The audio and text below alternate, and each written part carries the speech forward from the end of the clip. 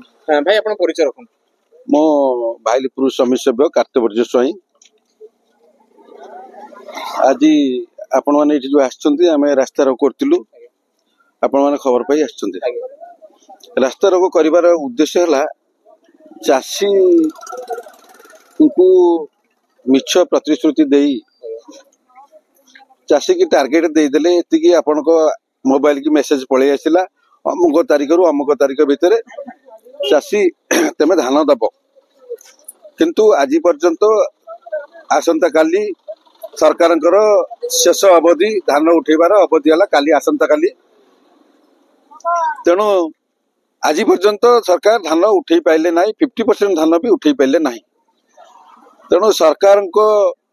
ये जो अपरागता आज आम रास्ता उपर बसलु चाषी ये 8 दिन काल देखु किपरि भाव में धान लाइन ठिया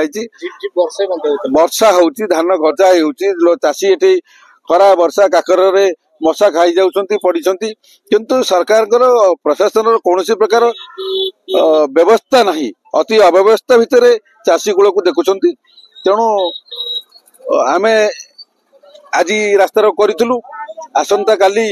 की प्रतिश्रुति देइछंती हमको संपूर्ण धान उठे बोली जदि आसंता काली धान न उठेबे आम निश्चिंत भाव में आसंता काली संध्या 4टा बेले पुणी रास्ता रोक करूँ एक आमको निजे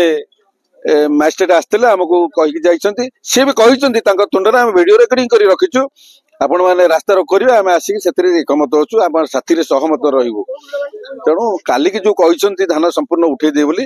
देखा जाऊ केते दूर कथार वास्तवता अच्छी आज पर्यंत हो पारानी आसंता काली शेष दिन धान सरकार अवधि है काली शेष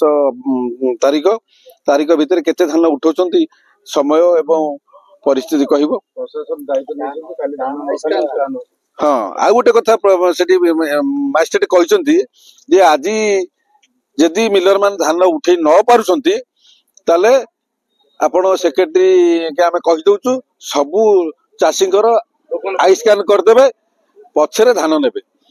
सीटा केते दूर कथा सत्य सत्य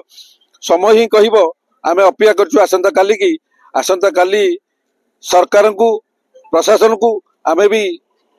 आपण माध्यम सूचई देवा चाहूँ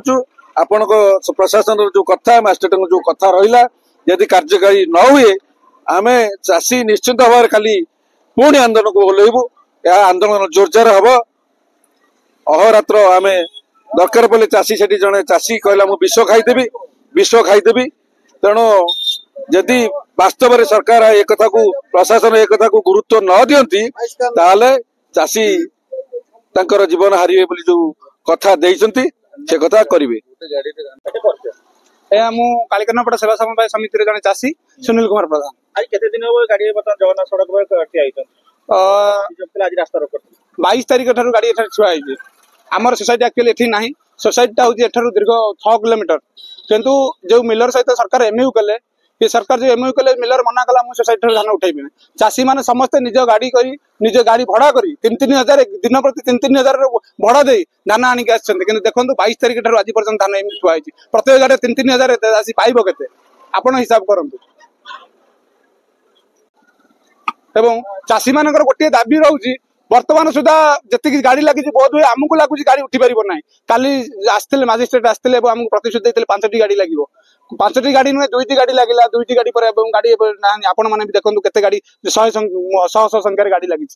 बर्तमान आम दाबी रखुचु गाड़ी शीघ्र लगा जाऊ आम प्रत्येक गाड़ी जितक धान अच्छी सब तक आसंता काली दिन 3टा सुधा उठा जाऊ नचेत आम राजरास्ता को ओह्लैक बाध्य हबू एवं आमको मजिस्ट्रेट दायित्व कहते आमको तागिद करछंती जदि काली 6टा सुधा आम दाबी न शुणा जाए ताले आम राजरास्ता अवरोध करने बाध्य हबू पुनर्बार से ब्लकेज करते डिमांड थे कि आईरी स्कान काली भितर समस्त चाषी मैंने होबार अच्छी आती टार्गेट धान से उठार अच्छे टार्गेट बढ़िबार अच्छे जोटा आम प्रतिश्रुति देलु एसोसिएशन थ्रो रे सेक्रेटरी फोन कराला कि जो जो चाषी मान अच्छे स्कान हम आ जो टार्गेट बढ़िया था काली संध्या भितर जहाँ बढ़ो से सरकार निष्पत्ति नेबे आमर जो ये है 30% जार जो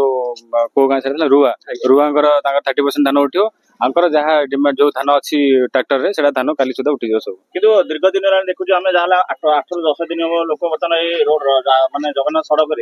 गाड़ी ठिया देखु माने मंडी टोटाली फुल ना ସେଇଟା